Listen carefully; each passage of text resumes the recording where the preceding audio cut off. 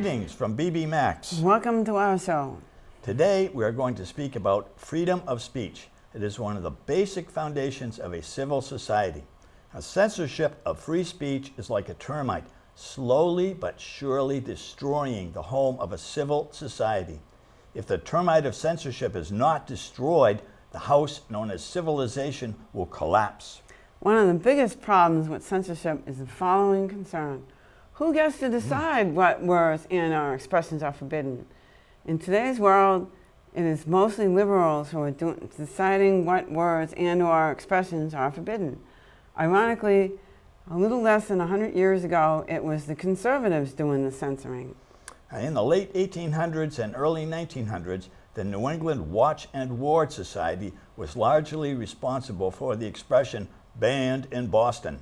This group and the city censor would control what was allowed to be seen and read in Boston. The city censor's actual title was Overseer of Public Health and Safety at Entertainment Venues, but that was just a fancy way of getting around calling this person a censor. Although the members of this society may have had good intentions, they overplayed their hand. And in the early 20th century, artists, writers, and others began to brag about being banned in Boston. A good example of what would have been banned in Boston today is Rihanna's song S&M. It is a catchy tune, but the lyrics would have had the Watch and Ward Society up in arms. Here's a sampling of those lyrics. "Sex in the air, I don't care, I love the smell of it. Sticks and stones may break my bones, but chains and whips excite me." Thankfully, enough people stood up to the Watch and Ward Society and their organization faded away. However, in today's PC world, we are beginning to see a rebirth of banned in Boston throughout our country. Free speech is becoming banned in many ways, and ironically, the progressive movement that succeeded in doing away with censorship is now doing the censoring. In no particular order, the following are some of the ways that freedom of speech is being attacked. The designation of certain words and expressions as hate speech. Some guest speakers on college campuses are shouted down when they're giving a speech, and some of these speakers are disinvited before they even get a chance to speak. And we have academics attempting to publish research papers on subjects such as climate change that are blacklisted if their findings don't concur with the so-called consensus of scientists. And then we have the Disinformation Governance Board that they tried to set up in the Department of Homeland Security. Thankfully, that was shot down.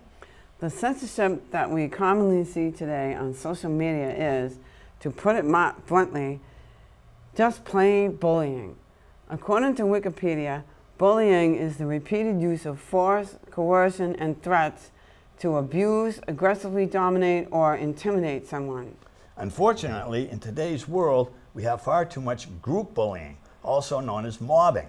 What may start out as a small group of people bullying someone on social media over the use of a word or expression can quickly snowball into an avalanche of bullying that won't stop until their victim surrenders. Freedom of speech is absolutely essential to a free society. Once we begin censoring and banning speech, we are on our way to becoming a totalitarian society. As Frederick Douglass said in 1860, liberty is meaningless where the right to utter one's thoughts and opinions has ceased to exist. That of all rights is the dread of tyrants. It is the right which they strike down first. They know its power.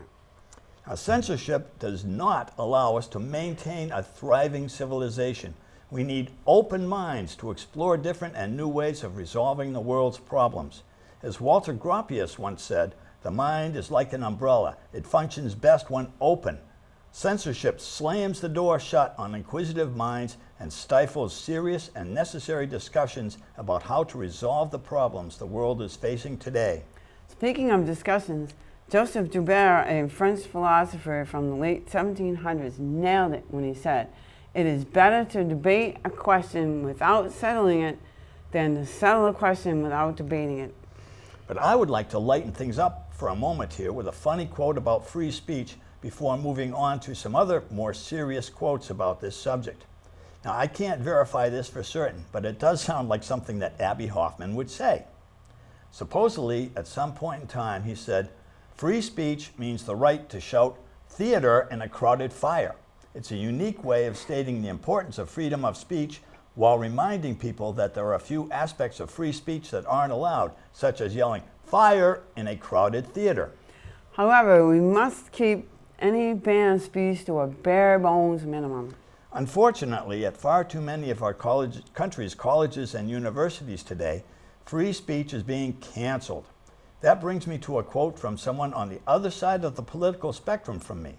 I don't agree with Donna Shalala on many political subjects, but she is spot on in the following quote. You can't have a university without having free speech, even though at times it makes us terribly uncomfortable. If students are not going to hear controversial ideas on college campuses, they're not going to hear them in America. I believe it's part of their education. Next, we have a very ironic quote.